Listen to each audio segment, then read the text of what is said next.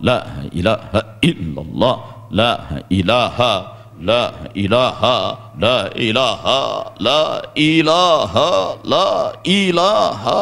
Tiada ilah, tiada ilah, tiada yang dipuja, tiada yang dipentingkan, tiada yang diagungkan, tiada yang dihebatkan, tiada yang disanjung, tiada yang disegala-galakan, tiada, tiada, tiada, tiada, tiada. Itu meniadakan, menafikan. Bahkan sebenarnya dalam hidup sehari-hari secara normal, biasanya yang paling diperhatikan oleh diri kita, yang paling menjadi pusat perhatian kita, yang paling menjadi tumpuan pikiran kita, yang paling menjadi ingatan kita, yang paling selalu dikenang-kenang, apa itu? Dalam kehidupan normal, yang paling kita pentingkan, yang paling mengusik, menguasai pikiran kita, biasanya adalah justru diri kita sendiri. Itu manusia itu kan tipe makhluk yang self-centered, yang terpaku, terpusat pada dirinya sendiri. Sehingga kalau ada undangan pesta, undangan seminar, kawinan, begitu masuk dipotret oleh juru potret, plop, plop, plop, plop, plop. Nah, begitu selesai seminar, kita keluar di ruang depan, sudah dipampang itu di dinding hasil foto yang tadi. Begitu banyak foto. Foto siapa yang paling pertama kita cari? Diri kita. Nah, karena memang manusia itu senang memperhatikan dirinya. Makanya ada yang kalau sudah berdiri di depan cermin berlama-lama itu memperhatikan dirinya sendiri. Justru dengan la ilaha, tiada yang dipentingkan, tiada yang didamba, tiada yang diagungkan, tiada yang diprioritaskan. Siapa yang paling dipentingkan, diprioritaskan? Diriku. La ilaha, tiada diriku. Jadi dia belajar menafikan dirinya sendiri, melakukan self denial, penyangkalan diri. La ilaha illallah, la ilaha illallah, tiada yang dipentingkan kecuali Allah. Dia sedang menyangkal, menangkal, meniadakan dirinya sendiri. Yang pada titik tertentu ketika dia bisa meniadakan dirinya sendiri, maka dia menganggap dirinya itu tidak ada.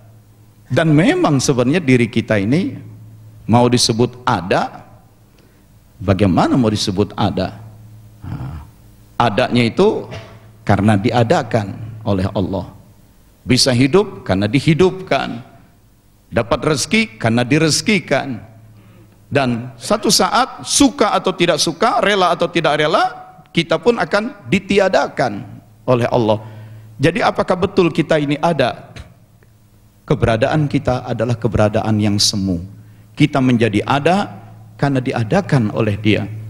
Jadi yang paling ada siapa? Yang paling ada Dia, Allah.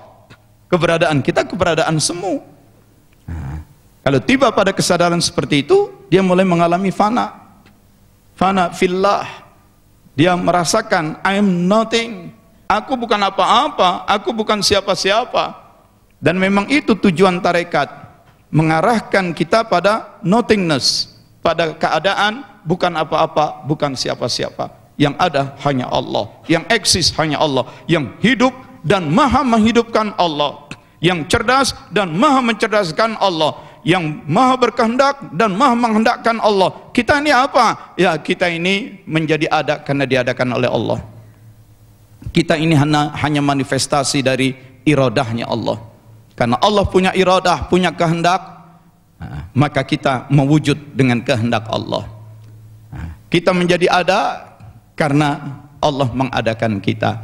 Jadi kita ini apa? Itu. Nah, jadi berlatih menepiskan ego, meniadakan diri. Dan karena itu kalau sudah latihan zikir seperti itu, diri saja, eksistensi diri saja bisa dinolkan, dinotingkan. Nah, apalagi persoalan-persoalan lain.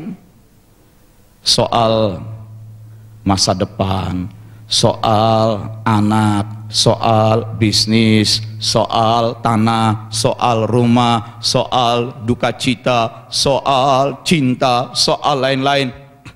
Itu menjadi lebih mudah mengikisnya? Karena dirinya saja sudah bisa dia kikis. Itu.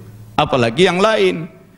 Jadi orang-orang tarekat itu ketika dilanda berbagai macam masalah, dia langsung la ilaha illallah, la ilaha illallah, la ilaha illallah. Tiada ilah kecuali Allah, tiada ilah kecuali Allah. Tiada yang dipentingkan, tiada yang boleh mengusik dirinya, tiada yang boleh menyita perhatiannya, tiada yang boleh menyedot perasaannya, tiada yang boleh menguras perhatian dan konsentrasinya. Illallah, kecuali Allah. Lalu bagaimana problem-problem ini? Rumah yang mau digusur oleh Ahok begitu. Aku jadi bawa-bawa urusan Ahok. Kemudian urusan cinta, 10 kali nembak ditolak 15 kali itu. Nah, semua itu la ilaha. Tepiskan. Disitulah orang yang selesai berzikir maka menjadi tenang. Itu karena semua sudah serahkan ke Allah, dirinya pun diserahkan ke Allah, hidup matinya diserahkan kepada Allah.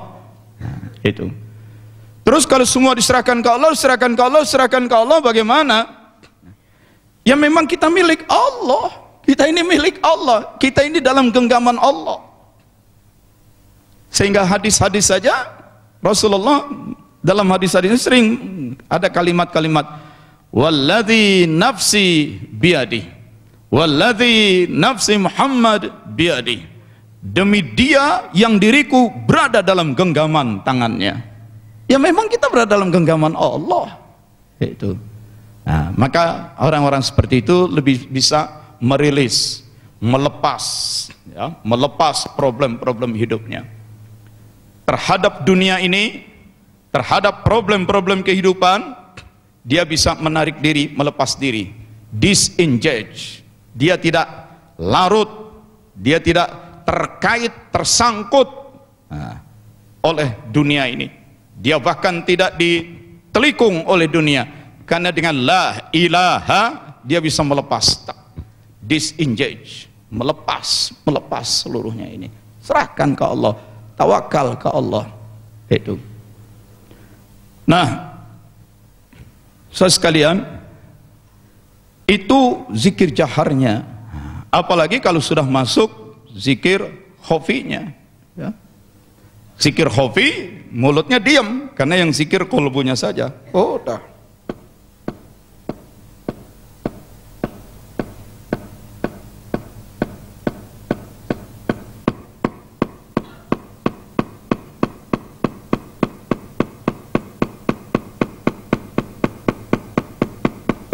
Makin masuk kesadaran tentang Allah, rasa bahwa memang Allah ada, Allah hadir, Allah dekat, kekuasaan Allah bekerja di dalam dirinya. Siapa yang mengatur detak jantung kita? Siapa yang mengatur aliran darah kita? Siapa yang mengatur metabolisme di dalam sel-sel tubuh kita? Sesungguhnya Allah ada, Allah hadir, Allah kekuasaannya bekerja, ilmunya bekerja pada diri kita. Kita dekat dengan dia, kita berada dalam genggamannya. Allah Al-Muhit, Allah Maha mencakup, Allah Maha meliputi, Allah Maha merangkum.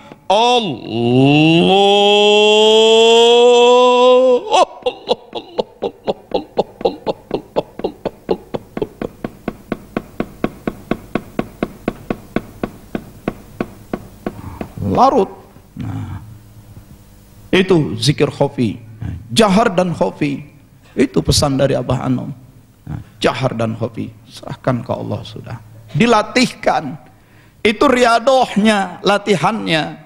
Yang sebenarnya ketika selesai riadohnya, setelah dengan la ilaha illallah, ditutup dengan Sayyiduna Muhammad Rasulullah SAW. Yang dengan zikir khofinya ditutup dengan Alhamdulillah. Yang ditutup itu riadohnya, yang terjadi di dalam terus. Itu jangan dihentikan, sudah selesai berhenti, jangan lagi zikir, jangan. Nah, yang berhenti riadohnya. Nah, yang di kolbu teruskan, hiduplah terus ma'allah. Kemana kaki melangkah, ma'allah, bersama Allah.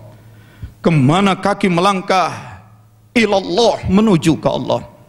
Kemana kaki melangkah, tangan bekerja? Lillah, karena Allah. Semua karena Allah, semua bersama Allah, semua tertuju kepada Allah. Jahar dan hofi. Nah, itu riadoh pertama dalam Thariqah Qadiriyah Naqsabandiyah. Riadoh keduanya yaitu zikir khatam. Khatam itu pamungkas. Maka zikir khatam itu ada 3 bagian.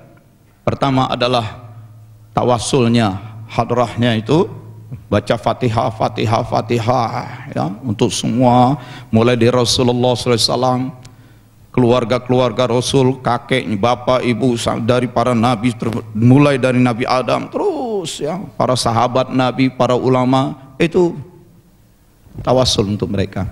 Kemudian masuk intinya yang 12 gugus salawat. Kalau bisa datang manakib, jangan pas menjelang manakibnya memang, ya. Dari khataman itu sudah datang sebelum khatam, ya. Karena khatam itu zikir pamungkas. Itu 12 gugus salawat diselingi dengan Fatihah dan doa-doa. Kemudian yang ketiga masuk doa-doa tambahan. Nah, itu khataman. Di sini diadakan tiap malam Jumat. Itu. Yang ketiga, setelah zikir harian, jahar dan khofi, kemudian zikir khataman, paling tidak seminggu sekali kita lakukan. Malah kalau yang sedang khalwat sehari berapa kali khataman? 5 kali, ya, 4 kali, ya, ya, kecuali maghrib, karena habis maghrib dilanjut dengan makan, buka puasa kan, nah, itu. Jadi 4 kali tiap sholat 5 waktu, zikir harian, zikir khataman, itu yang sedang khalwat. Zikir harian, zikir khataman, kecuali maghrib. Setelah zikir harian langsung makan dulu. Subuh zikir jaharnya itu ditambah, dibanyakkan 1000 kali minimal. Setelah asar ditambahkan minimal berapa? 2000. Jadi sehari yang tambahan itu saja 3000, 40 hari halwat 120.000. Itu hantam terus egonya, hantam terus individualitinya, hantam terus kesombongan, kebanggaan diri. La ilaha illallah, la ilaha illallah, la ilaha illallah, la ilaha illallah. Coba sekali-sekali habis asar ikut di sini. Salat asar di sini selesai, karena setelah kita sholat asar di sini dan zikir harian yang biasa, masih ada jamaah lain yang sholat, ya, supaya tidak terganggu. Rombongan khalwat pindah ke bawah, itu tambah zikirnya 2000. Puasa, apa enggak serak tuh suara zikir tiap hari 2000 dalam keadaan puasa? Nyatanya tidak, karena saat itu energi yang main bukan lagi energi fisik, bukan lagi energi otot di sekitar tenggorokan, yang main energi ruhaniyah. Itu bukan lagi proses yang meletihkan, itu justru proses pembentukan, penguatan secara ruhaniyah. Ya, zikir terus tambah dengan tawasul. 5:30 lewat baru selesai. Kira-kira 10 menit kemudian azan maghrib. Maka buka puasa pun meskipun dengan ubi rebus saja terasa nikmat. Itu. Ini yang khalwat hari keberapa nih? Jangan dihitung katanya. Ya, paling tidak udah hari ke-27 atau 28 nih, ya. Ya, tinggal 12 hari lagi, enggak terasa lah 40 hari itu. Tinggal 10 hari lagi. Itu nikmat. Jadi zikir jahar, zikir khofi, itu zikir harian. Khataman minimal seminggu sekali. Dan yang ketiga, riyados, paling tidak sebulan sekali, manakib. Yang sedang kita lakukan ini. Dan tadi yang dibacakan kepada kita manqobah nomor berapa itu? Manqobah nomor 7, ya, manqobah nomor 7 yang menceritakan bagaimana ibadahnya Syekh Abdul Qadir Al-Jailani. Digambarkan, aku mendampingi Syekh selama 40 tahun. Beliau sholat subuh pun dengan wudu sholat isya. Artinya dari isya sampai subuh terus ibadah dan tidak batal wudu. Semua dengan kuasa Allah. Nah, kalau di sini masih banyak yang batal, saya juga masih banyak batal kok. Ya. Jadi insya Allah nanti. Kenapa begitu intensif ibadahnya? Karena memang itu salah satu ciri wali Allah. Bukan karena beliau wali lalu ibadahnya begitu, bukan. Karena beliau ibadahnya begitu, maka jadi wali. Itu. Salah satu ciri wali Allah itu memang gemar beribadah. Dalam hadis qudsi Allah katakan, "Man 'ada li waliyan faqad azantu bil harb." Siapa yang memusuhi waliku, kuizinkan untuk memeranginya. Izin itu untuk para malaikat, perangi, karena memang dia bukan kekasih Allah. Itu banyak merusak. Siapa yang disebut wali?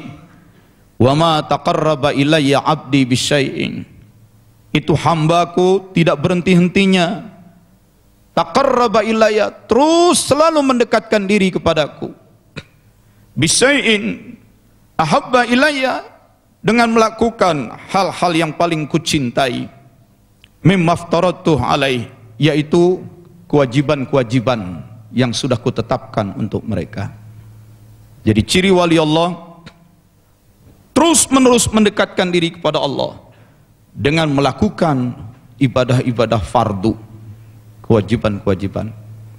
Ibadah fardu kepada Allah yang langsung, salatnya, puasanya, zakatnya, zikirnya.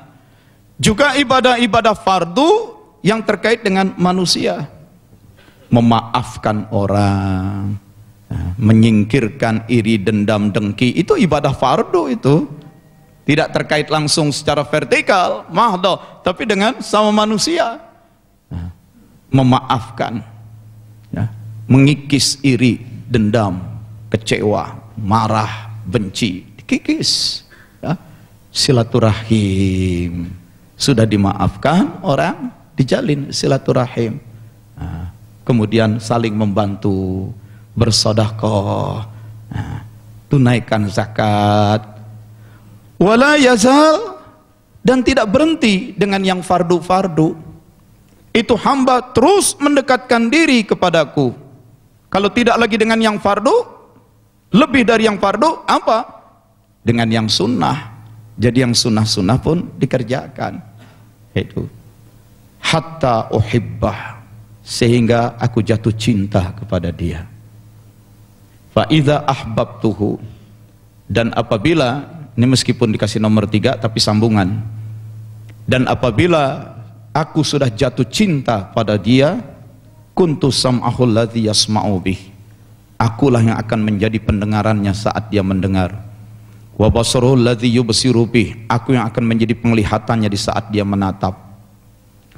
Wa yaduhul lati yabtishu biha, aku yang akan menjadi kedua tangannya yang dengan itu dia bekerja. Wa rijlahul lati yamshi biha, aku yang akan menjadi kedua kakinya yang dengan itu dia berjalan.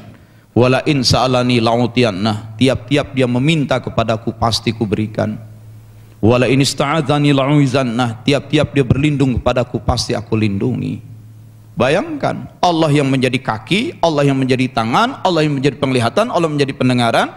Sehingga ketika dia berjalan, sebenarnya dia bukan sedang jalan, dia sedang diperjalankan oleh Allah. Ketika orang itu sedang bekerja, dia bukan sedang bekerja menggunakan kemampuannya sendiri, dia bukan sedang bekerja mengikuti kemauannya dirinya sendiri, dia bukan sedang bekerja mengandalkan ilmu dan kebanggaan dirinya sendiri. Ketika dia sedang bekerja, dia sebenarnya sedang dipekerjakan. Inilah orang-orang yang jalan diperjalankan, bekerja dipekerjakan. Yang dalam surat Al-Isra, kemarin dalam suasana Isra Mi'raj selalu diungkap, surat Al-Isra ayat 1, Subhanalladzi asra bi'abdihi, maha suci dia, asra bi'abdihi, yang memperjalankan hambanya, memperjalankan hambanya. Jadi Isra Mi'raj bukan terjadi karena Nabi Muhammad melakukan perjalanan, tapi Nabi Muhammad SAW diperjalankan. Dan di situ dikatakan asra bi abdihi, memperjalankan hambanya. Bukan asra bi nabiyhi, memperjalankan nabinya, bukan. Bukan asra bi rasulihi, yang memperjalankan rasulnya, bukan. Asra bi abdihi, memperjalankan hambanya. Artinya hal-hal seperti itu juga terbuka pada semua hamba, bukan hanya untuk nabi dan rasul. Sehingga kita pun bisa masuk kategori asra bi abdihi, menjadi orang yang Allah memperjalankannya. Nah, kenapa? Kita sudah menepis, meniadakan diri kita, la ilaha illallah, la ilaha illallah. Nah, tepis diri kita, mendekat kepada Allah, berserah kepada Allah, dan Allah memperjalankan, Allah mempekerjakan. Maka wajar orang-orang seperti itu, lahumul busyra, lahumul busyra, yang ada pada mereka selalu kegembiraan, optimisme, semangat, karena nggak ada buntu, tidak ada suntuk, tidak ada putus asa, tidak ada hal-hal yang menakutkan, karena dia dipekerjakan, diperjalankan oleh Allah. Dan memang itu ciri utama waliullah. Ala inna awliya Allah, sesungguhnya para waliullah itu la khaufun alaihim wa lahum yahzanun, mereka tidak memiliki khauf, tidak memiliki rasa takut, dan tidak memiliki huzun, kedukaan, kerisauan, kegalauan.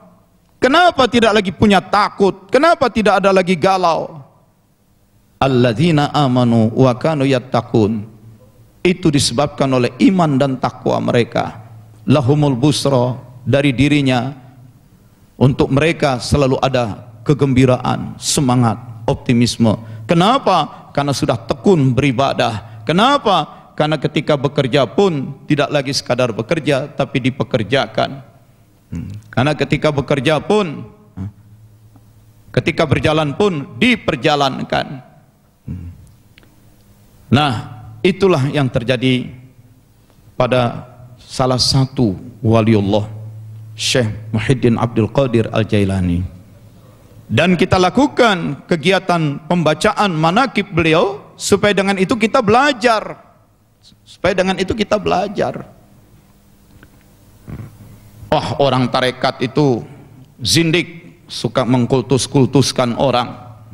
Itu suka rusak tauhidnya, penuh dengan khurafat.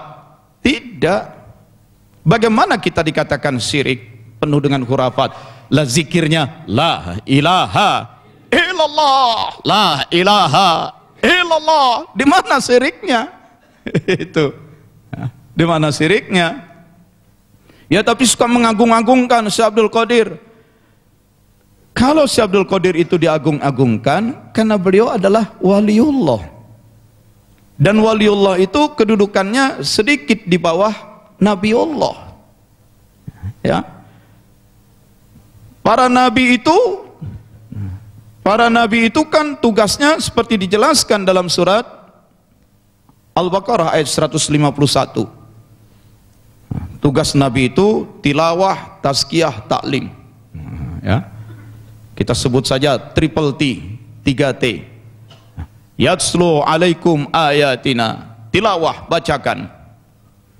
Wa yuzakkihim, tazkiyah. Wa yu'allimukum, dan melakukan taklim. Rasul itu tugasnya 3T, tilawah, tazkiyah, taklim. Bacakan, sucikan, ajarkan. Bahwa Rasulullah terakhir Muhammad SAW bisa melakukan tilawah, tazkiyah, taklim kepada para sahabat karena beliau sudah lebih dulu menjalani program tilawah, tazkiyah, taklim dari Jibril.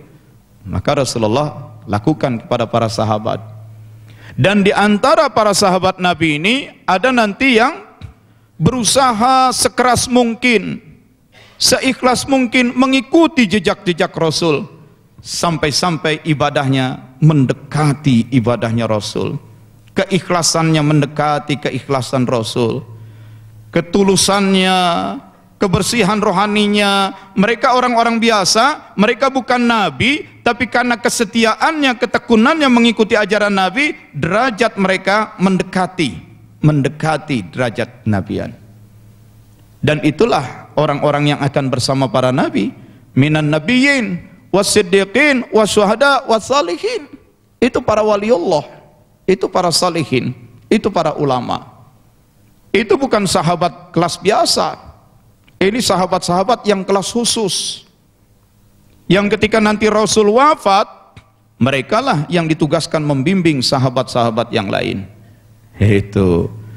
Jadi kenapa kita ikuti Syekh Abdul Qadir Jailani? Karena Syekh Abdul Qadir Jailani salah satu waliullah, salah satu ulama warasatul anbiya, ulama pewaris Nabi. Nah, kita ikuti beliau. Tapi kan Syekh Abdul Qadir hidupnya jauh sesudah zaman Nabi Muhammad SAW. Kira-kira 400 tahun sesudah Nabi Muhammad SAW. Tidak apa-apa. Karena memang setelah Nabi Muhammad SAW membimbing para sahabat, dan setelah Rasul wafat, ulama-ulama dari kalangan sahabat, para waliullah dari kalangan sahabat, para salihin dari kalangan sahabat, mereka melanjutkan membimbing sahabat-sahabat Nabi yang lain. Dan datanglah generasi berikutnya, tabi'in, dibimbing juga, dituntun juga. Sampai-sampai dari kalangan tabi'in muncul lagi nanti sekelompok orang yang waliullah juga. Dan setelah para sahabat wafat, mereka membimbing generasi berikutnya, berikutnya. Sesungguhnya di setiap zaman selalu ada waliullah. Sehingga di zaman sekarang ini sebenarnya ada waliullah juga. Dan mereka itu memiliki ketersambungan. Mereka jadi waliullah dibimbing oleh guru sebelumnya, yang gurunya dibimbing oleh gurunya, gurunya nyambung sampai ke Rasulullah. Salah satunya dalam rangkaian, dalam rentetan waliullah dari zaman ke zaman ini, yang mulia adalah Syekh Abdul Qadir Al-Jailani. Itu, karena itu manqobahnya dibacakan untuk belajar. Itu. Oke lah, Syekh Abdul Qadir Jailani itu salah satu waliullah yang paling mulia.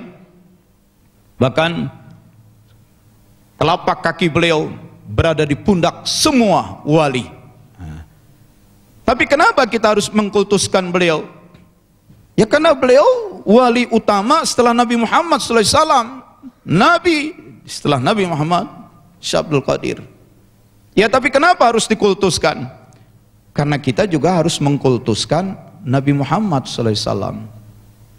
Bagi yang kurang paham, kok kita disuruh mengkultuskan Nabi? Iya, kita disuruh mengkultuskan Nabi. Kalau Anda tidak mau mengkultuskan Nabi, kalau Anda tidak mau mengkultuskan Nabi Muhammad SAW, apa sih kultus itu? To cult artinya to admire extremely, to admire excessively. Mengkultuskan itu artinya memuji dengan amat sangat, memuliakan dengan amat sangat, mengagungkan, membanggakan dengan amat sangat. Itu makna kultus. Dan kalau kita tidak mau mengkultuskan Nabi Muhammad SAW, Allah lah yang sudah lebih dulu mengkultuskan Nabi Muhammad SAW. Kalimat innallaha wa malaikatahu, sesungguhnya Allah dan para malaikatnya, yusalluna ala nabi, para Allah dan para malaikat yusallun, memuji, memuliakan, meninggikan, mengagungkan itu Nabi. Itu kultus. Jadi Allah dan malaikat, bayangin, Allah Tuhan tidak punya kepentingan terhadap Nabi Muhammad.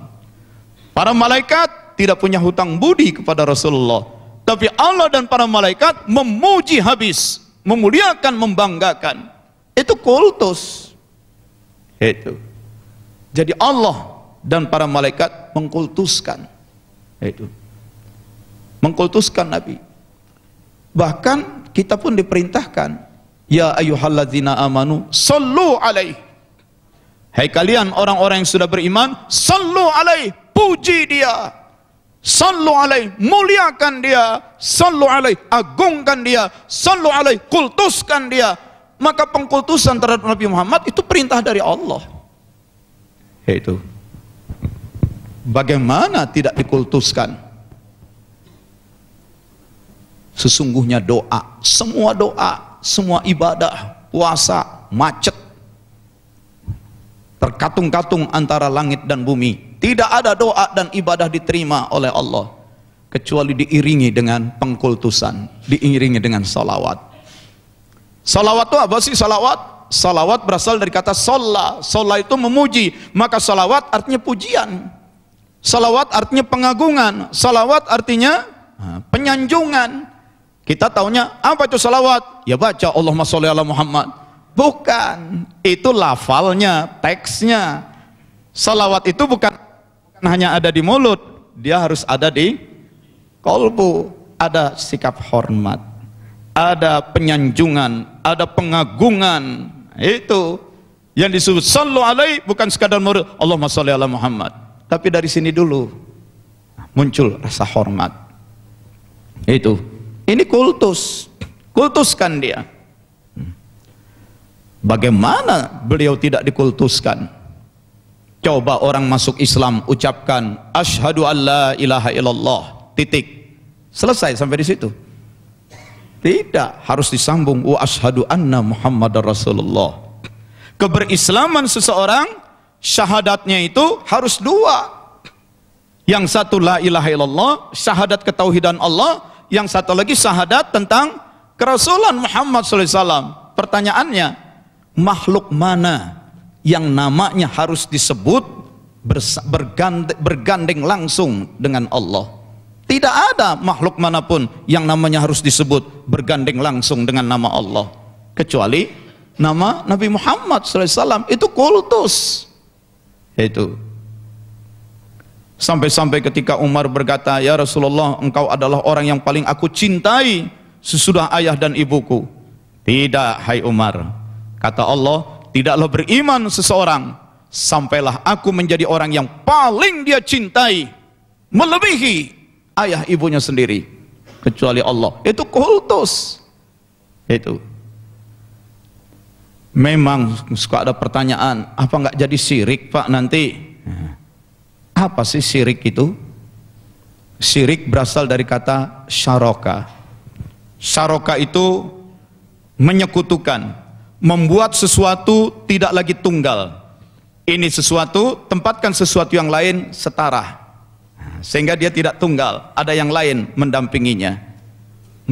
Menyekutukan, menyetarakan, menyejajarkan.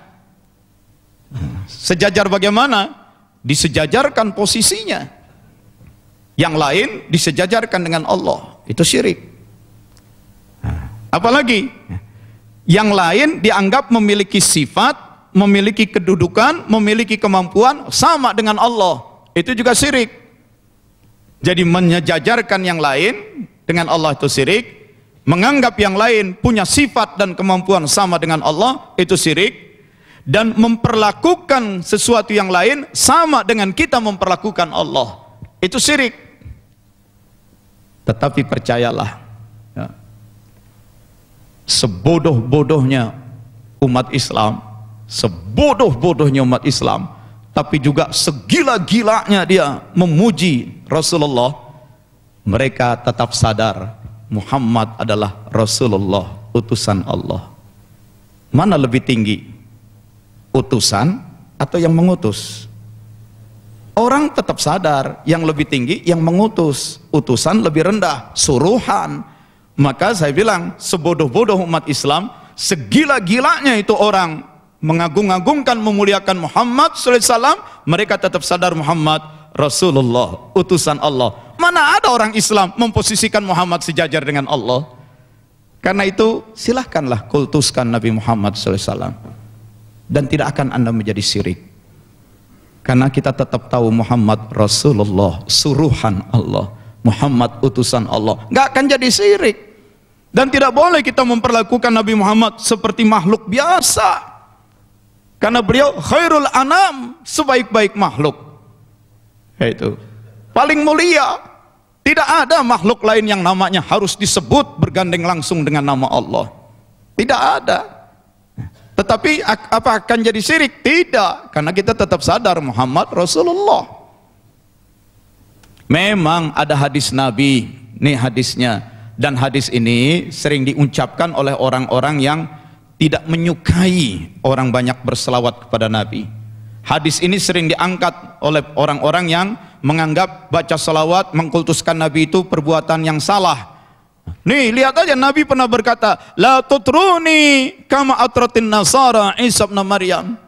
Jangan kalian sanjung-sanjung aku sebagaimana orang-orang Nasrani menyanjung-nyanjung Isa ibn Maryam.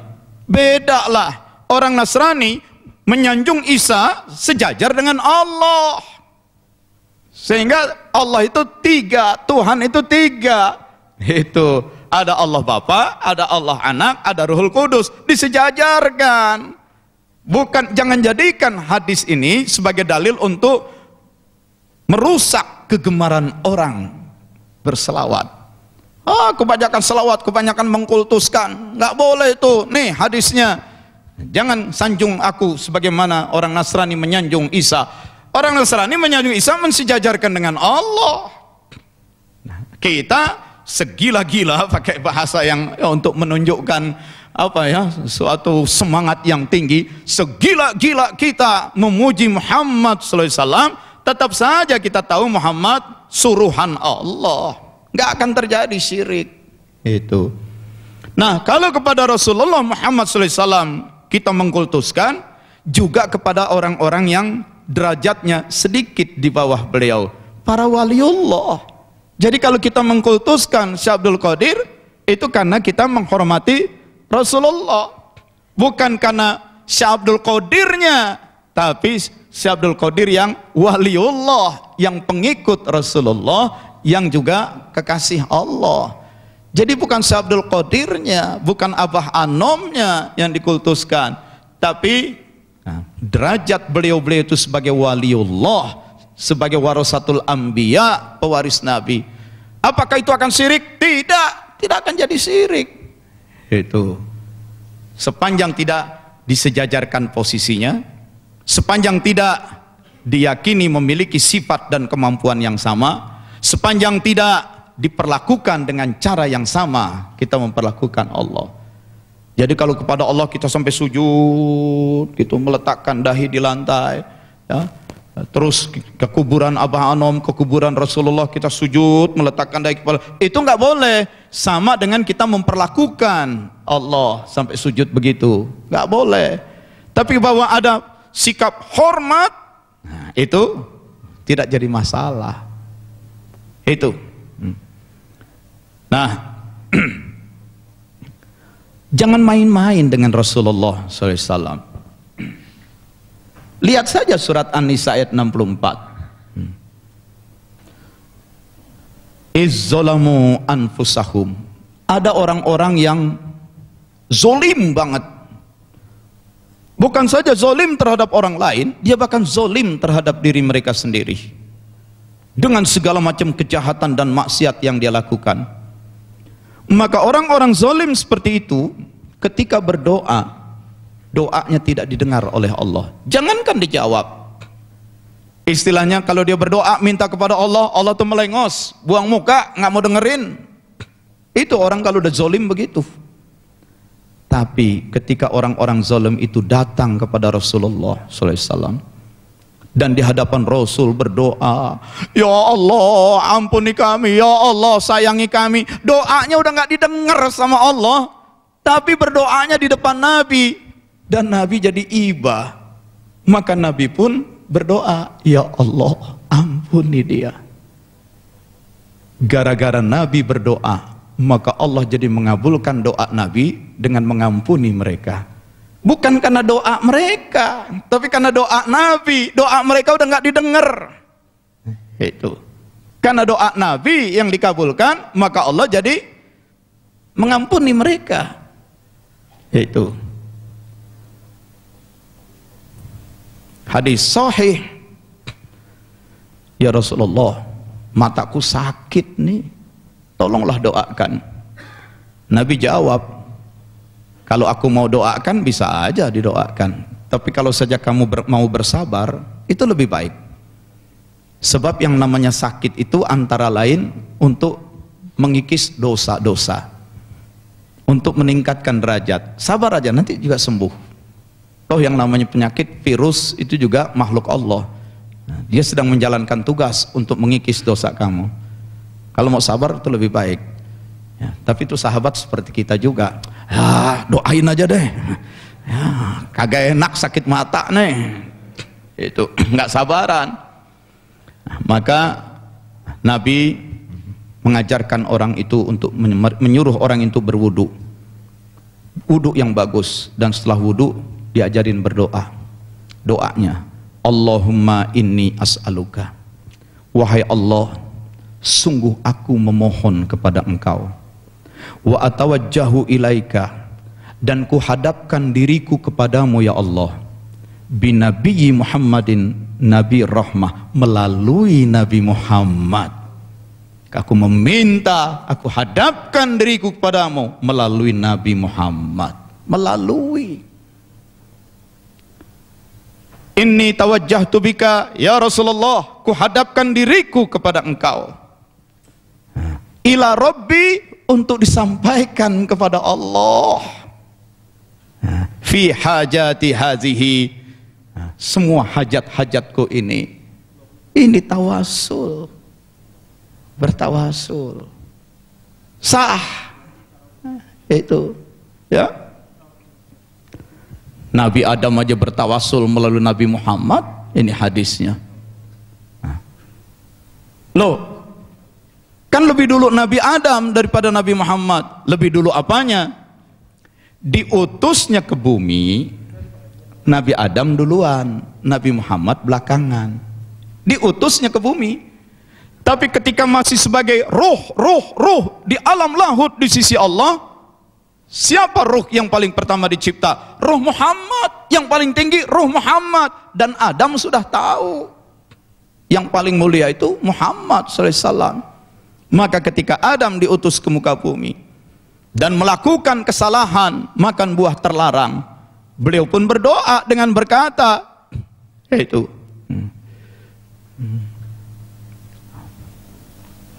ya Rabb, wahai Tuhan, as'aluka bihaqqi Muhammadin, aku meminta kepada Engkau dengan hak Muhammad, supaya Engkau mau mengampuni aku.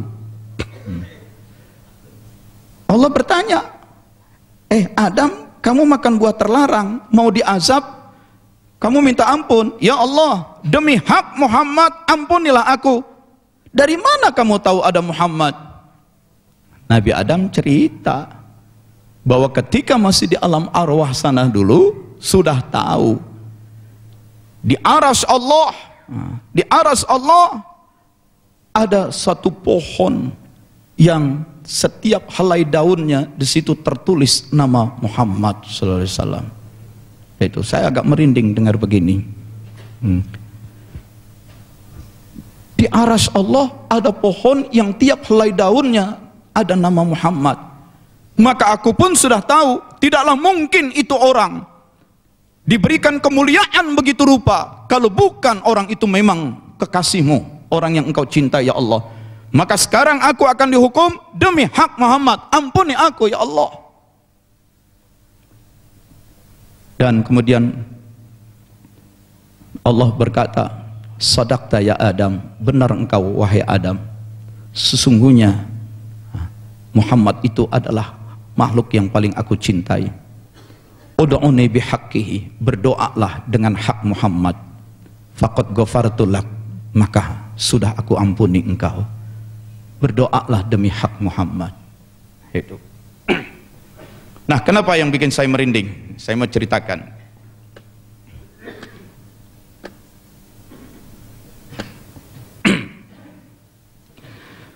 Tahun 98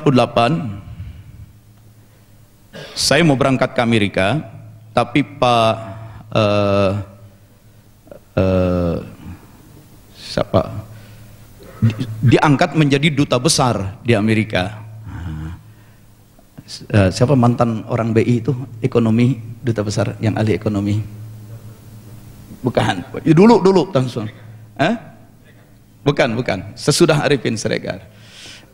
Namanya lupa. Karena beliau mau diangkat jadi duta besar di Amerika, bikin acara syukuran di rumahnya di Bintaro. Nah, salah satu sahabatnya Pak Falgunadi, mantan Dirut Astra. Pak Falgunadi ini pun orangnya sufi banget loh. Itu. Meskipun dia Dirut Astra, sangat sofistik. Nah, yang tuan rumah tanya, Pak Ustadz Wahidin, sudah baca belum majalah Times edisi terakhir membahas tentang NDE, Near Death Experience? Saya bilang belum. Nah, beliau ke kamar, lalu serahkan majalahnya. Bulan November dan bulan Maret itu di cover luar majalah Time, NDE, Near Death Experience, laporan para peneliti di Amerika tentang adanya orang-orang yang pernah mengalami pengalaman sangat dekat dengan kematian, yaitu orang-orang yang kecelakaan lalu lintas, orang-orang yang terjatuh dari gedung tinggi, orang-orang yang kena sakit sangat membahayakan, kanker atau apapun, orang-orang yang kemudian dinyatakan mati secara klinis, dokter bilang mati, sudah mati, tapi kemudian hidup lagi. Itu. Dan saya kenal juga beberapa orang yang seperti itu. Ternyata itu bukan satu, puluhan bahkan ratusan ribu orang di dunia ini yang pernah mengalami seperti itu. Dan itu menjadi sasaran riset ilmiah. Orang-orang dari negara dan benua yang berbeda, tidak pernah saling kenal, menceritakan pengalaman seperti itu, dan semua pengalamannya mirip. Itu mutawatir. Di mana miripnya? Seorang kawan cerita, waktu itu sedang peresmian proyek, dia insinyur, mata saya gelap, terus blek, saya jatuh, hilang kesadaran. Tak berapa lama saya merasa melihat, saya lihat tubuh saya di atas brankar. Nah, tahu brankar? Ya, tempat tidur di rumah sakit yang buat dorong-dorong pasien. Saya ngelihat badan saya di atas brankar, itu lagi didorong-dorong orang. Didorong, saya ngeliatin itu, oh ini badan saya tuh. Terus dibawa masuk ke ruang operasi. Saya lihat ruang operasi, ya karena saya tahu lampu-lampunya yang besar. Dan saya lihat dokter membelah dada saya. Dan saya lihat dokter membelah jantung saya. Oh, itu tubuh saya, jantung saya lagi dibelah tuh.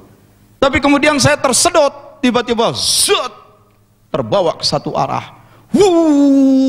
Jungkir balik. Sambil terjungkir-jungkir saya sambil heran, kok diri saya resilient, lembut, lunak, terjungkir-jungkir itu tidak merasa seperti patah-patah gitu. Terus gelap, terjungkir. Lama-kelamaan saya lihat di kejauhan ada sebuah titik cahaya. Yang makin lama cahaya itu makin besar, rupanya oh itu ujung terowongan. Jadi saya di dalam terowongan rupanya. Begitu sampai di ujung terowongan, saya terlempar keluar, bak. Saya bangkit, saya bingung. Semua cahaya, macam-macam warna cahaya. Yang saya heran, saat itu saya tidak perlu memicingkan mata, tidak merasa silau, tidak merasa sakit. Padahal itu cahaya begitu kuat, warna-warni. Dan ketika saya masih terbengong-bengong, ada yang pegang pundak saya. Terasa dipegang, tapi saya nggak ngelihat dia. Kamu, belum saatnya. Lalu saya ditarik lagi, dilemparin lagi ke lorong itu. Dan saya terjungkir lagi di dalam lorong itu. Dan lamat-lamat kedengaran, pelan-pelan makin nyata, suara orang baca Yasin. Dan saya tahu itu suara ibu saya, yang kalau habis maghrib selalu baca Yasin. Begitu makin jelas, saya coba panggil, nggak bisa saya mengeluarkan suara, tergagap. Saya paksa, sampai akhirnya betul-betul bisa meledak dari mulut saya. Ibu! Pas begitu saya bilang, ibu, pas mata saya juga melek. Dan ibu saya pun langsung wajahnya mendekati wajah saya. Iya nak, ibu, iya nak, ini ibumu, ibu, iya. Nah, di mana aku bu? Syukurlah nak, kau sudah siuman. Aku di mana? Kamu kena serangan jantung, kamu sudah dioperasi oleh dokter, dan sekarang kamu sudah selesai operasi, sudah sadar kembali. Yaitu pengalaman terbawa lewat sebuah terowongan, pengalaman menyaksikan tubuh sendiri lagi didorong-dorong di rumah sakit, lagi diderek ambulan, pengalaman seperti itu, menyaksikan badan sendiri yang sedang dikunjungi, ditangisi orang, pengalaman diseret ke sebuah terowongan, pengalaman sampai di sebuah hamparan penuh cahaya, dan kemudian hidup lagi. Ini yang disebut NDE, Near Death Experience. Dan ternyata orang seperti itu puluhan bahkan ratusan ribu yang pernah mengalaminya. Saya mau tanya dulu, jangan-jangan di ruangan ini ada yang pernah mengalami seperti itu? Ada nggak? Coba tunjuk tangan kalau ada. Tuh kan, satu tunjuk tangan. Itu. Dua. Coba sini dulu, 2 orang maju ke depan. Nah, ketangkep nih. Sini yang 2 orang maju dulu. Pengalaman NDE seperti itu. Coba maju dulu. Kita periksa dulu, benar apa enggak nih pengakuannya nih. Oke. Coba ceritain. Diri aja. Sini Pak. Ceritain ringkas saja. Assalamualaikum warahmatullahi wabarakatuh.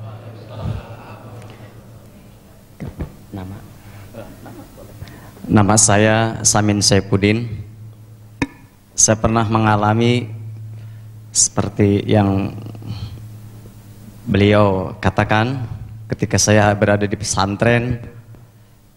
Saya berusaha untuk mengamalkan zikir, zikir jahar dan zikir khafi yang tidak putus-putus. Saya rasakan tidak pernah putus zikir itu. Dan saya waktu itu merasa diri saya itu banyak dosa sekali. Dan saya sangat rindu kepada Tuan Syekh Ahmad Sohibul Wafa Tajul Arifin. Saya saking kangennya sampai menjerit kepada Abah, saya pengen ketemu waktu itu. Setelah itu tidak putus-putusnya zikir khafi. Tanpa disadari saya seperti sudah meninggal dunia. Saya sudah tidak ada. Dan saya melihat badan saya sedang digotong-gotong orang, dipangku, dipijitin, semuanya dipijitin. Rasanya nyaman sekali. La ilaha, tidak ada Tuhan kecuali Allah. Bahkan diri saya saja tidak ada. Semuanya kelihatan.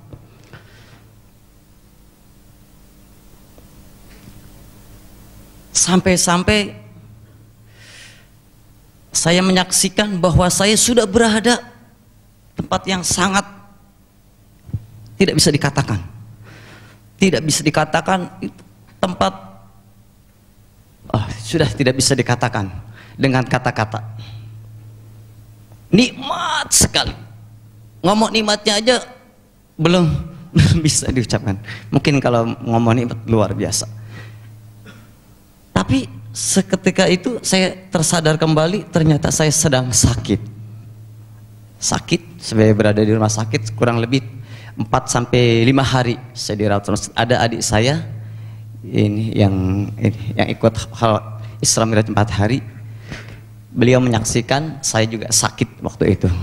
Kemudian orang tua saya dan kakak saya menjenguk saya di rumah sakit. Saya tetap melaksanakan sholat fardu walaupun saya keadaan tiduran, berbaring. Dan terus saya tidak akan hentikan itu zikir khafi. Orang berdatangan untuk menjenguk saya. Dan setelah itu saya bertanya kepada waktu itu saya sebelum dirawat di rumah sakit berobat ke sana kan tidak sadar. Kemudian saya nginep sama keluarga saya di dekat pesantren. Tapi saya tidak sadarkan diri. Namanya lupa. Saya panggil namanya, "Mang, saya ada di mana, Bang?" Kamu jawabannya tidak jelas. Yang jelas saya terlontar kata-kata tanpa sadar. Aku njaluk ambung, aku minta cium, Mang. Itu bidadari. Saya serasa itu bidadari semuanya. Tidak bisa diucapkan. Itu salah atau benarnya saya tidak masih tidak bisa diucapkan kata-kata. Kalau diingat sudah kurang lebih waktunya sudah ya saya lakukan ini mungkin 4 tahun 5 tahun sebelum saya menikah. Dan saya alhamdulillah sudah punya anak 2. Ini saja yang dapat pengalaman saya. Mudah-mudahan buat motivasi kita semua untuk mengamalkan zikir, terutama Qadiriyah, Naksabandiyah, Zahar dan Hopi. Mohon maaf Pak Kiai, ini saja. Terima kasih. Assalamualaikum warahmatullahi wabarakatuh. Waalaikumsalam. Silakan Bapak.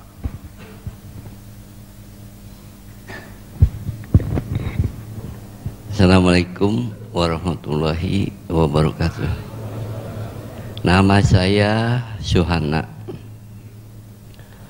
Dulu saya sering puasa Senin Kemis.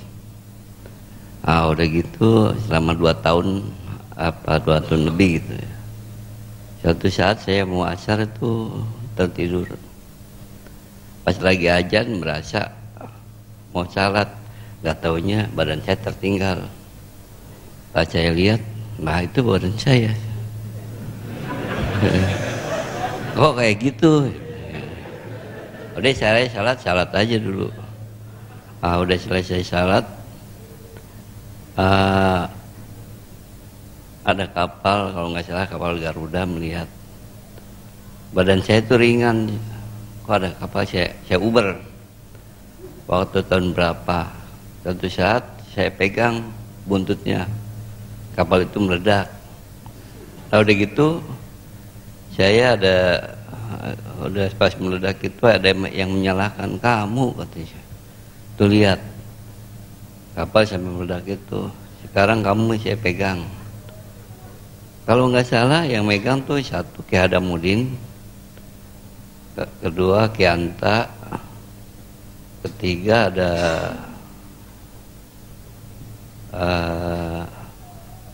seorang tapi nggak pakai apa tuh, nggak pakai baju, cuman pakai boeh istilahnya kalau kata bahasa Sunda. Saya nggak mau dilepasin, ini anak bikin celaka orang. Pas ada boleh tuh, ada satu suster sama bayi yang lagi melayang. Kalau kamu bisa menyelamatkan itu suster sama bayi, kamu saya lepasin. Pas gitu saya tinggal segini lagi nih ke bumi. Masih bisa itu. Saya dari atas tuh terus ke bawah. Perut saya ngejaga si bumi, ada di bumi, nempel di di rumput dah. Si bayi sama suster tuh kena saya, naik lagi ke atas. Selamat saya nih, bisa keluar lagi, bisa lagi. Udah gitu saya angkat tuh bayi, pelan-pelan turun. Nah besok waktu itu kalau nggak salah hari Jumat apa ya, saya turunin, baca di koran, ini bayi sama susternya ada yang selamat. Saya nggak ngomong sama siapa. Udah gitu saya kan langsung ke Suryalaya. Pas di Suryalaya, saya mau ngomong apa dicerita, udah nggak usah ngomong gitu. Udah nggak usah ngomong. Pas itu saya lihat ada foto Abah Sepuh. Pengerja ini siapa? Abah Sepuh. Oh iya, ini yang kemarin saya pernah ditalkin sebelum apa tuh ya. Saya ditalkin. Pas itu waktu itu mau sholat qomat asar, saya udah balik lagi. Pas itu saya pegang, saya cium dari saya, bangun. Bunga sekali aja, sering saya, cuman ada pengalaman lain juga. Saya nggak ceritakan, soalnya Abah nggak boleh ngomong, cuman ini aja satu. Assalamualaikum warahmatullahi wabarakatuh.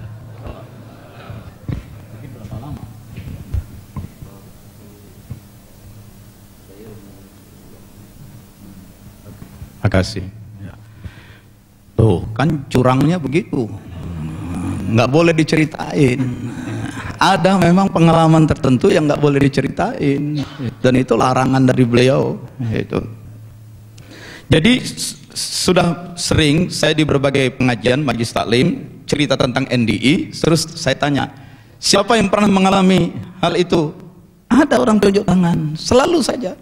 Ada ibu-ibu di Bintaro cerita, saya melahirkan dan saya dinyatakan mati, tapi kemudian besok hidup lagi, gitu ya.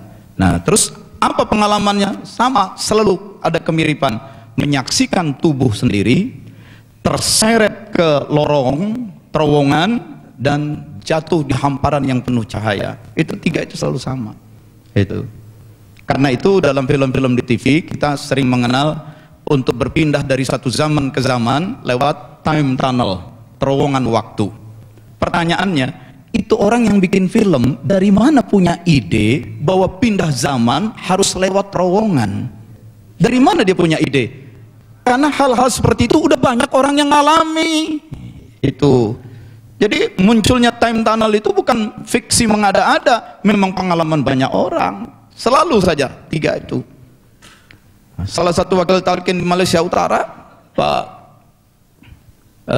yang di Kedah, Pak Ustadz Zuki Asuja, itu begitu juga. Sudah mati, dimandiin, dikafankan. Rumah di Malaysia itu kan seperti rumah di kampung-kampung Melayu dulu itu, rumah panggung. Digotong itu kurung batang. Nah, begitu turun tangga, yang bagian bawah, bagian depan terpleset, maka itu kurung batang jatuh. Begitu jatuh, gabruk, bangun tuh mayat. Itu. Oh, pocong bergerak-bergerak itu. Nah, terus dia buka, nah, hidup lagi sampai sekarang Ustadz Zukinya itu masih hidup. Jadi dia udah nyatakan mati. Itu. Dulu di daerah Tosari yang sekarang ini jadi gedung apa tuh? UOB ya. Itu ada hotel namanya Hotel Kartika Plaza. GM-nya itu kolonel, istrinya udah mati juga. Itu sudah dimandikan, dikafankan, matinya sore, besok paginya agak siang digotong mau dikuburkan. Begitu mau diangkat bangun tuh istri. Hidup. Itu. Nggak tahu suaminya dengan begitu apa jadi seneng apa jadi nyesel begitu, itu nggak tahu tuh. Itu kan udah mati hidup lagi itu ya. Itu. Nah, dia yang cerita di suatu majelis taklim di Kebayoran, saya lagi ceramah, kadang duduk kadang berdiri, tuh ibu dari arah dapur tadi muncul ngelihat saya, tadi dia sembunyi di baliknya gitu, balik dinding, tadi dia muncul ngeliatin saya itu. Nah, setelah selesai pengajian, udah selesai sholat zuhur, ngobrol-ngobrol, baru dia cerita. Jadi begitu dia dihidupkan kembali, dia punya penglihatan, mampu melihat hal-hal yang orang biasa nggak bisa lihat, dan dia jadi ketakutan. Kelihatan macam-macam makhluk itu. Nah, dan itu menimbulkan keresahan. Beruntunglah kita, daya penglihatan kita dibatasi. Kalau nggak dibatasi, yang lain-lain kelihatan semua. Itu, ya. Nah, dia jadi gelisah. Sampai akhirnya dia pun cari, minta tolong sampai ke Suryalaya, ke Abah Anom. Itu. Dan dibantu oleh Abah Anom. Talqin zikir, kemudian ditutup lagi. Set. Itu. Supaya yang lain-lain nggak perlu kelihatan. Itu. Kadang-kadang saja. Nah, itu yang cerita Pak Wafi. Dari tadi saya kan suka ngeliatin Pak Wafiuddin katanya. Itu waktu Bapak lagi ceramah, di belakang Bapak ada yang berdiri. Itu. Itu. Begini. Nah, saya buka laptop, saya tunjukkan. Ini bukan, lebih tua lagi ini. Ya, itu Abah Sepuh. Itu. Jadi buat kita itu bukan hal yang aneh buat orang-orang tarekat. Kita pergi kemana kita didampingi oleh para guru, para mursyid, itu bukan hal yang aneh itu. Ya. Nah, kemarin ini juga begitu kok, ada yang macam-macam di masjid ini. Nggak tahu kemasukan apa itu. Datang duduk, ya saya juga nggak bingung mau berbuat apa. Ya saya tawajuh aja untuk zikir khofi. Tahu-tahu dia ngamuk-ngamuk segala macam. Itu. Nah, ketika mau nyerang, dipegangin oleh kawannya, dia mencoba menggertak itu, nakut-nakutin dengan mata melotot sambil oh kamu nakut-nakutin saya ya pakai hihihi. Enggak takut. Terus Abah bilang, tuh siapa tuh? Tuh Anom tuh datang lagi, udah mati juga masih muncul lagi. Itu berulang-ulang. sama tuh satu lagi, tuh yang lain hadir lagi, itu muncul lagi. Jadi dia bilang, itu di belakang kamu. Saya tengok nggak ada apa-apa, kosong. Itu ada saksinya. Nah, beberapa orang. Nah, jadi para wali mursyid itu mendampingi kita secara rohani. Begitu sekalian. Nah, di satu saat saya di daerah Jatiwaringin cerita begini juga di sebuah majelis taklim. Belum selesai cerita, satu orang bapak tunjuk tangan. Boleh Ustadz, saya menyela ceramah Ustadz. Silakan. Saya juga punya pengalaman yang sama. Suatu malam saya nyetir mobil bersama istri berdua pulang mudik di daerah Pantura, gelap waktu itu kejadiannya tahun-tahun 80-an awal. Dalam keadaan gelap seperti itu, itu saya kena serangan jantung. Itu betul, saya melihat tubuh saya lagi ditangani dokter, saya terseret ke terowongan, saya masuk ke hamparan penuh cahaya, tapi ada bedanya. Di tempat yang penuh hamparan cahaya itu, saya lihat ada sebuah pohon, bentuknya daunnya seperti daun sirih, tapi warnanya emas. Dan setiap daun itu ada tulisan Muhammad. Dan daun itu rontok satu demi satu, tak jatuh ke dada saya, rontok jatuh ke dada saya. Akhirnya karena dijatuh ke dada saya ambil aja, saya tempelin semua. Itu. Nah, setelah cerita itu, kemudian saya berangkat ke Amerika, ke Michigan. Di sana ada Zawiyah, pusat pelatihan tarekat Naksabandiyah, yang dipimpin oleh Syekh Hisam. Ada sebuah bangunan tua. Saya masuk ke sana. Di mihrab itu ada kitab-kitab, termasuk kitab-kitab yang udah tua, udah lusuh. Saya ambil satu buku, saya baca dalam bahasa Arab itu.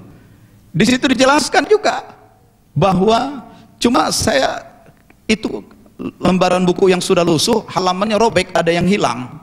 Tapi hanya di situ dikatakan bahwa di surga ada sebuah pohon yang tiap daunnya tertulis nama Muhammad. Itu, begitu rupanya. Itu. Nah, yang ini kan, ketika Nabi Adam minta ampun demi hak Muhammad, Allah tanya, kok kamu minta ampun atas nama Muhammad?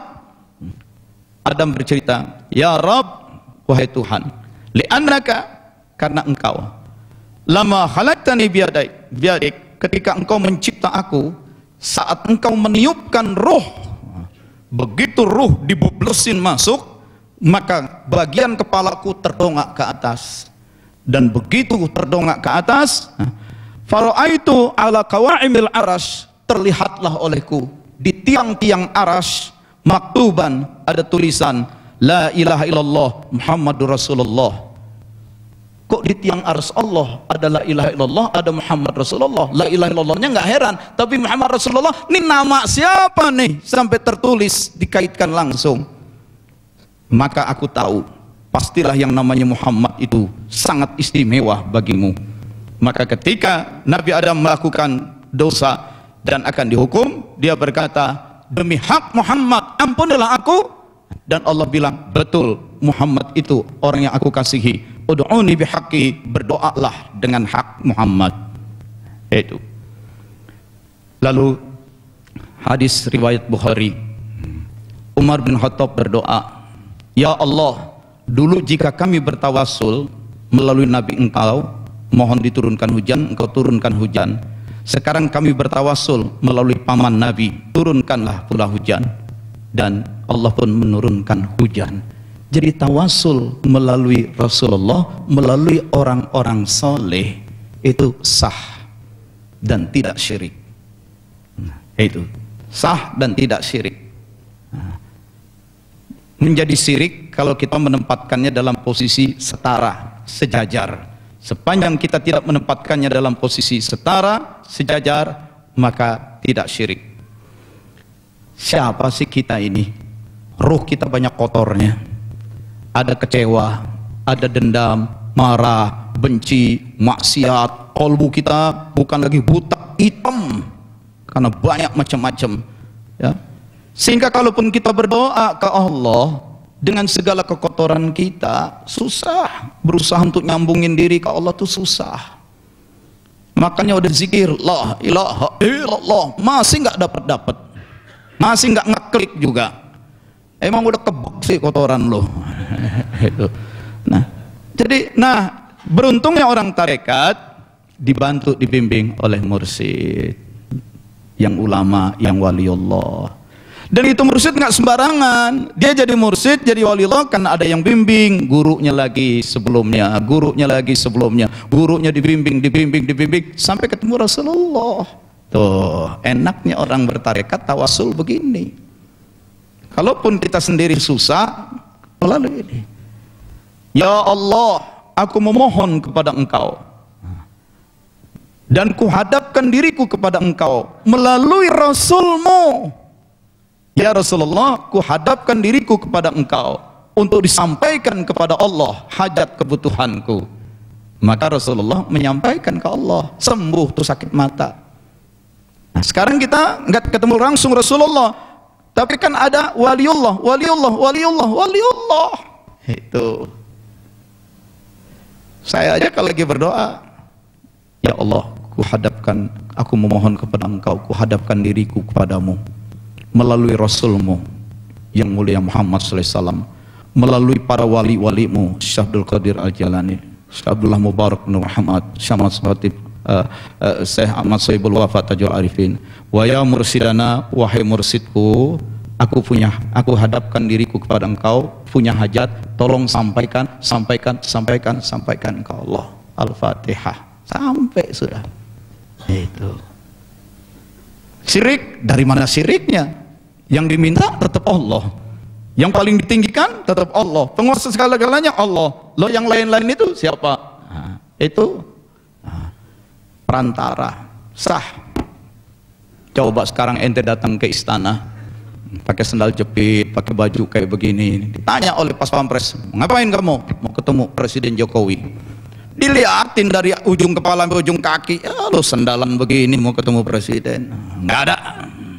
Itu. Tapi datang ke istana, mau ngapain? Mau ketemu Pak Hasyim Muzadi, Dewan Penasihat Kepresidenan. Masuk.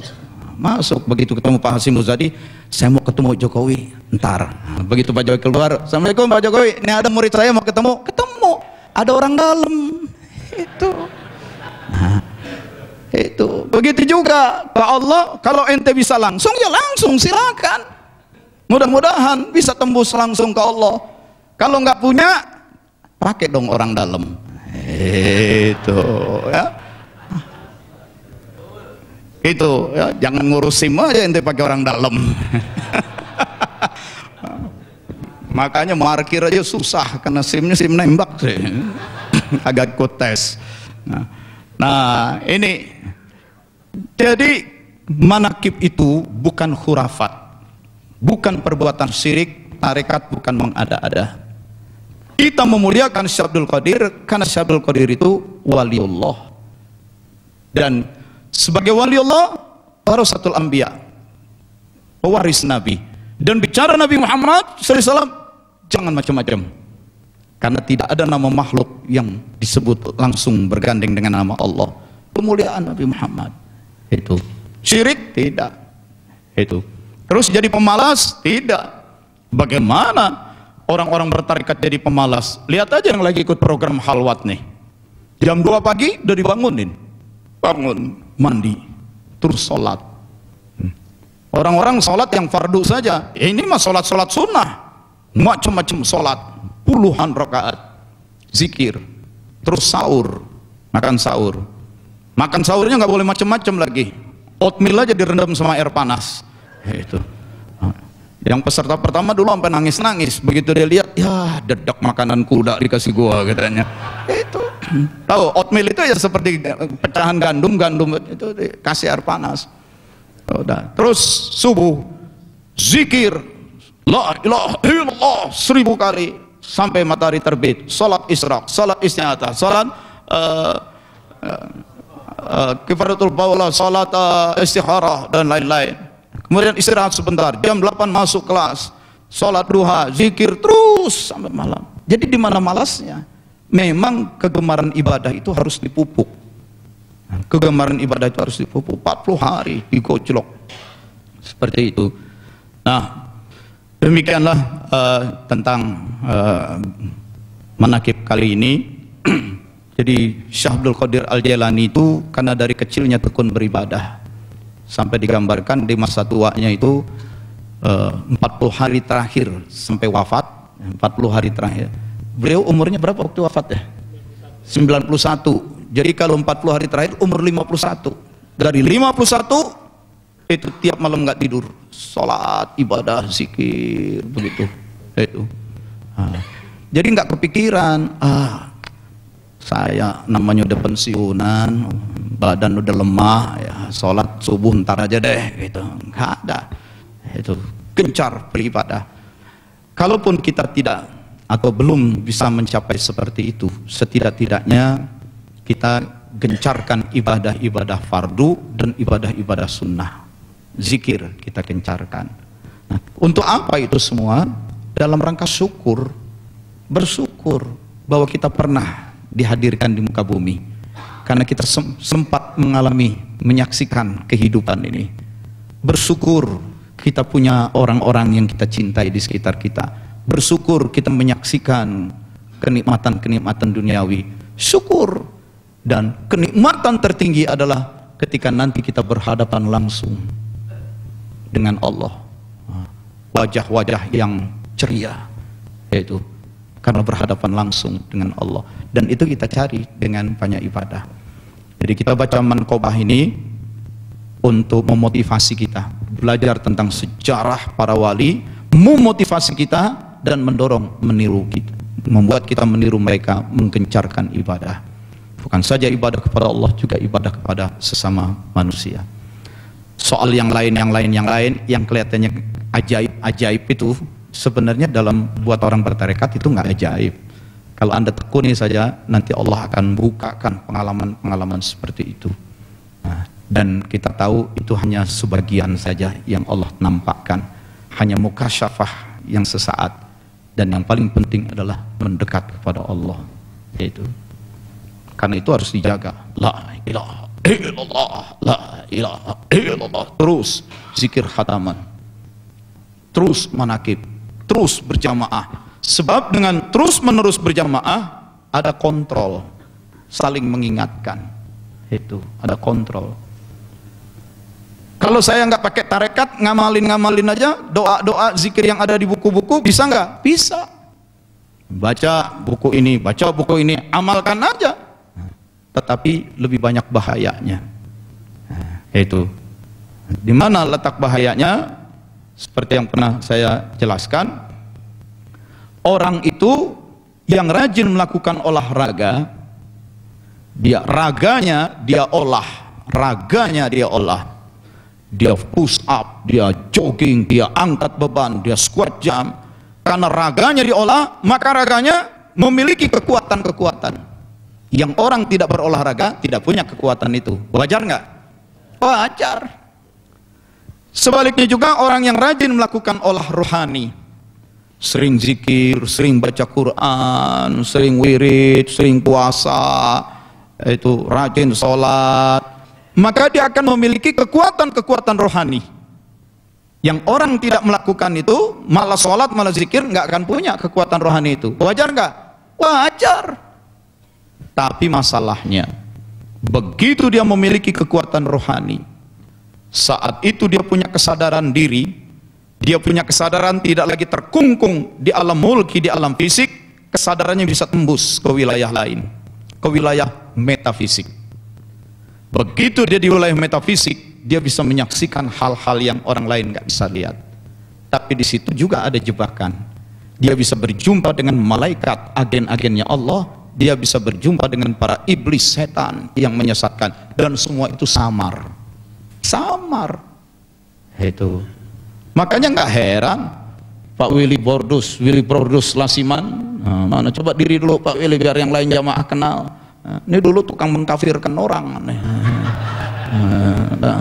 Penginjil dulunya, namanya aja Willy Bordus, Romanus Lasiman. Itu ya, orang Jawa namanya aja Lasiman. Oke, silakan duduk Pak. Udah Islam sekarang ya. Nah, itu cerita antara lain ada di Malang, sarjana IAIN, pulang haji, rajin tahajud. Selesai tahajud, kedatangan pengalaman mistik. Yang muncul Yesus, maka dia jadi yakin masuk Kristen. Itu sarjana IAIN pulang haji tahajud mengalami peristiwa malah masuk Kristen. Sekarang kerjaannya menyeret-nyeret orang untuk keluar dari Islam. Itu nanti deh kalau mau dengerin ceramahnya Pak Willy mulai besok, disimpan dulu sekarang. Tadi pagi udah deh. Besok di kelas kelas halwat ngajar ya. Siapa lagi namanya yang lagi seru? Saifuddin. Nama Saifuddin, coba. Lulusan madrasah, sarjananya berapa gelar sarjana dia punya? Sarjana IAIN, sarjana ilmu komunikasi dan semua. Guru di pesantren Az-Zaitun. Itu. Bahasa Arabnya jago. Itu. Sekarang keluar jadi penginjil. Ngancurin Islam. Dia tulis buku, mengutip ayat, hadis, ya dia ngerti bahasa Arab, tapi dia tarik ayat, dia pelintir maknanya. Nah, dia tulis buku untuk mengkafirkan orang. Itu. Nah, jadi ini di alam rohani, ketika kita berada di alam rohani, alam metafisik, selain ada malaikat, juga ada jin dan setan. Yang kadang-kadang kita nggak bisa membedakan keduanya. Tipuan-tipuan itu begitu halus. Nggak sembarangan. Seseorang yang bernama Syekh Abdul Qadir Jailani pun pernah ditipu dengan cara seperti itu, dan yang menceritakannya nggak tanggung-tanggung. Ibnu Taimiyah dalam kitab Majmu'ul Fatawa juz 1 halaman 42. Siapa Ibnu Taimiyah? Ulama yang selalu diagung-agungkan oleh kelompok Salafi Wahabi. Ibn Taimiyah. Yang teman-teman Salafi Wahabi pada kagak tahu Ibnu Taimiyah ini pengikut tarekat Qadiriyah. Itu. Iya, karena itu dalam kitabnya itu tiap-tiap beliau menyebut nama waliullah, begitu disebut nama Syekh Abdul Qadir selalu beliau sebut dengan nama Syekhuna Syekh Abdul Qadir Al-Jailani, Syekh kami Abdul Qadir Jailani. Itu. Ini pengikut tarekat. Seorang Ibnu Taimiyah menceritakan bahwa suatu saat Syekh Abdul Qadir di waktu sahur surah ibadah menjelang pagi tiba-tiba mengalami vision.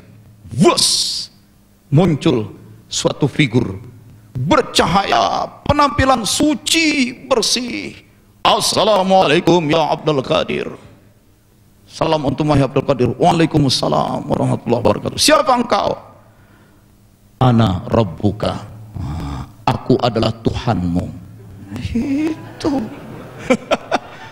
Yang benar, masa Tuhan bisa kelihatan oleh manusia? Gak mungkin. La tudrikuhul absar wa huwa yudrikul absar.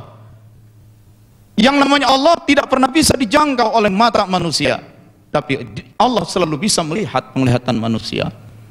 Laisa kamitslihi syai'. Allah itu tidak ada suatu apapun yang menyerupainya. Gak mungkin. Itu kan hanya soal pemahaman yang beda. Aku ini betul Allah. Nggak percaya aku ini Allah. Apa kau tidak pernah mendengar hadis Nabiku Muhammad? Dibacain hadis. Hadisnya sahih. Apa kata Nabi Muhammad SAW? Di waktu sahur, sepertiga malam terakhir, Allah turun mendekat ke bumi, mencari-cari orang beribadah. Dan saat itulah aku akan mengabulkan doa orang-orang yang berdoa. Itu. Nah, sekarang aku Allah memang hadir. Kulihat semua orang pada tidur kecuali engkau. Maka untukmu hai Abdul Qadir, waqad halaltu lak ma haramtu ala ghairik. Karena engkau melebihi dari yang lain dalam soal ibadah, semua yang kuharamkan untuk orang lain kuhalalkan untukmu hai Abdul Qadir. Godaan begitu berat.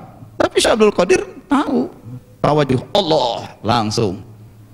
Si figur itu terpental dan berkata sambil mental jauh, Abdul Qadir, sudah banyak orang yang aku sesatkan dengan cara begitu, kamu masih lolos juga.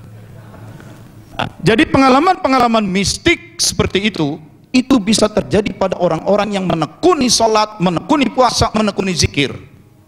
Loh, kalau gitu gawat dong Pak. Ya emang gawat. Karena iblis selalu menggoda. Apa ada saatnya orang tidak diganggu iblis? Ada.